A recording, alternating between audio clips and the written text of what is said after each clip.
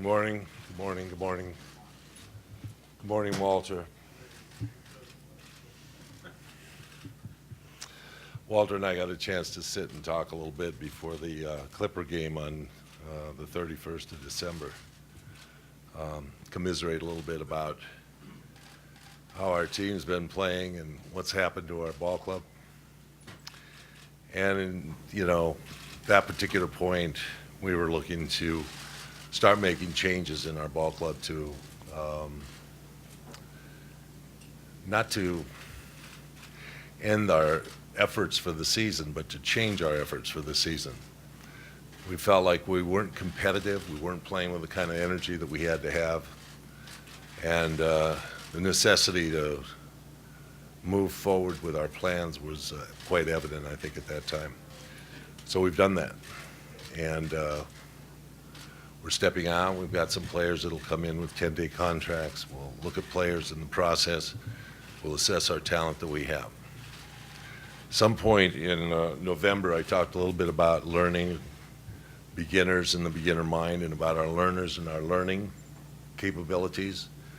And I felt like we really didn't adjust as quickly as we'd hoped to. I think a lot of it focus was contributed to the amount of negativity around so-called triangle offense, which is much bigger than it seems. People like to put a lot more emphasis on it than is necessary. It's just an offensive system, and as a result, I thought it really stilted our guys' acceptability to being the learners that I wanted them to be. I'm very proud of the way Derek has held himself together during this. It's not easy to go through what he's gone through. He's done a really terrific job and continued to coach and teach, and I think that's what we were looking for. And so we think we're moving forward in that regard. I'll open this a little for questions at this time, and have your say. How is the plan changed now, or was this all still part of the plan? What's happening? Well, it wasn't part of a short-term plan. It was a long-term plan, and I think that's something that we knew we were going to do. As we were talking about changing the culture of this ball club, we knew that we were going to have to look forward and anticipate bringing in new players and changing some of the face of our team. We had, I think, 6 new ball players this year on this team, so there's a big change. We didn't want to go through as many changes next year, but it looks like we're going to have to anyway. Phil, when before the season started, you had said you thought this team could compete for a playoff spot. What has changed between then and now, and could you have envisioned the worst start in franchise history? Well, I guess I could say, it was just 3 short weeks ago, or maybe even less, that Detroit was in the same record we had, and now they're fighting for a playoff spot. So, I mean, in the East, we looked at teams that were under 500 that could compete. It wasn't really a big challenge, a challenge I thought this team was capable of. They obviously weren't. A lot of the games that we played competitively, the first 25 games of the season, we couldn't find a way to win. I think Derek told me there were 15 games in that span of time that we were within 5 points in the last 2 minutes of a ball game and weren't able to win. So there was something going on there that didn't click towards making the winning a necessary or a possibility for us. So when that happens, losing becomes paramount in their minds, and I think I spoke to that about a month ago when I said I was concerned about a loser's mentality that might be forming with this team, and it certainly is embedded right now. Phil, speaking about that loser's mentality, I know you've talked about establishing a culture here and a way of doing things. How much does 5-34 set that back for now and for when you're doing recruiting this summer, for trying to convince guys to come be a part of this? Well, I think it's a good question, Steve, because I think that we're all worried about the fact that money's not going to just be able to buy you necessary talent. You're going to have places where people want to come and play and want to. But I do think that the New York situation holds a high regard in players and agents that have contacted us. We have no lack of agents that are contacting us for their players, and we still think that we have a really good chance to develop a team. Simply because we're having a very difficult year doesn't mean that that's gone awry, I think. However, having, Carmelo as, a lead force, a person that is interested in, the advancement of our team, and a guy who's been, literally hampered this year by his physical setbacks, it really helps us, I think, because we know that he's going to have a better year. He's going to do, recovery's going to be much better for him next year, and there's a guy here in place that, is ready to play and is a competitive player. Phil, on the Tyson trade, you had mentioned on Twitter that you feel like there's no need to judge a trade immediately. You look down the road to see its ultimate impact. Right. We're sitting here now. Tyson's playing pretty well in Dallas. The guys who came here, Sam's not here. Right. Jose isn't playing probably to how you thought he would be. Are you taking the longer view here, maybe thinking that, the guys you drafted will pan out well? How do you view it? We got Shane and Clay Anthony early, in that trade. And, that was a big part of it, is to have a draft pick that was a high draft pick that we could have to bring some youth in. And, we still think that that's a good possibility. Jose's going to play better. I think he's going to, recover and, have a substantial increase in his capabilities as the season goes on. But I'm sure he's disappointed as we are at his start, at his first half of the season. Phil, you mentioned you think Derek's doing a very good job. In what way do you think he's doing a good job? And is it still tough for him as a rookie coach to handle this type of losing situation? It's tough for anybody. I think that Derek hasn't been part of this in any part of his career that I know of. College, he had a down year in college that I know of 1 year, coaching change, etc. NBA, I know the times that the Lakers were all winning seasons, etc. He went to San Antonio. He went to Utah and to Golden State for a short year in between coming back to the Lakers. So they've all been positive experiences, and you just don't anticipate that as a coach or as a player, that you're going to be part of something like has happened to this team.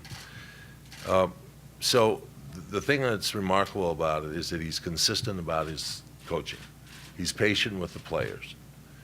He hasn't lost his temperament that I think is very much part of who he is. The resolve and the character is stable. The fact that he's optimistic is really important. And I think that he sees the future goals. And I think that's something that's very difficult for a coach, where immediacy is so important. The next game you want to win. And he sees the long-term goals that we have. You mentioned Phil, Carmelo with the injuries. Where do you stand on how much more he should play? Whether you want him out there, whether it's better if he just didn't, keep trying at this point. That has to be up to him, and I think for Melo, the last resort is surgery, as it should be for anybody. Surgery, is basically to repair and to correct. And he's got a situation that could exacerbate it, could get difficult, could be better with a surgery, but he wants to really try it again and see where he's going to be after. The next period of time we'll assess that, and we'll sit down and talk to him about it. I know the All-Star game is important for him down the road in February. I know this trip to London, would be important for him to play. He sees, possibilities of helping the team, get back and be better. He questions his leadership role and his part in all this, I know, and we want to reassure him on that regard that, we believe help is on the way, and he's going to have support. Phil, you were just saying that there's a level of immediacy just based on how poorly things have gone so far. This franchise hasn't been particularly patient all the time with rookies, first, second-year players, and a lot of times they were trying to just move forward because of the immediacy that's felt in the city. How do you plan to go about changing the developmental role with a lot of these young players, and is that possible with where you guys are at right now? Well, there are two things that I want to address in that regard. One is our fans. That we're really, this is a mea culpa. I take responsibility for it, and the fans, I want them to leave Derek alone in this regard.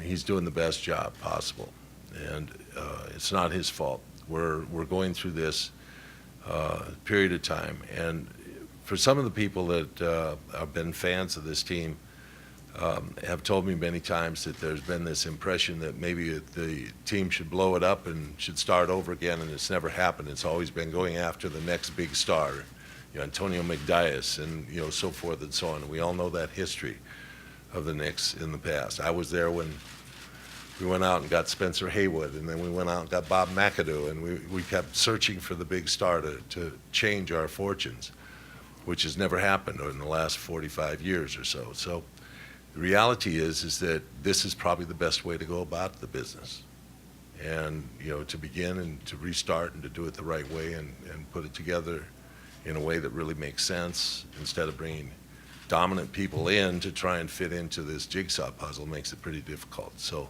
we hope we're on the right track, even though this isn't the track we anticipated.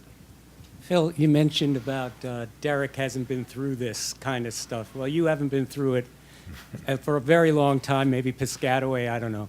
But how tough has it been for you? How embarrassing is it for you personally? Well, you try not to be personally attached to this. This is something that you have to be, but, try not to be in that regard. I've lost some sleep about it. I wake up in the night thinking about how I can help this team out, thinking about what's different and what we can do that could be different. We felt like we've provided as much support as we can, psychologically, environmental, medically, as we can possibly do, and a lot of things haven't changed. At some period of time when you look down the bench and you see $60 million in players sitting on the bench without their uniform on, you really feel badly for the team and badly for our fans.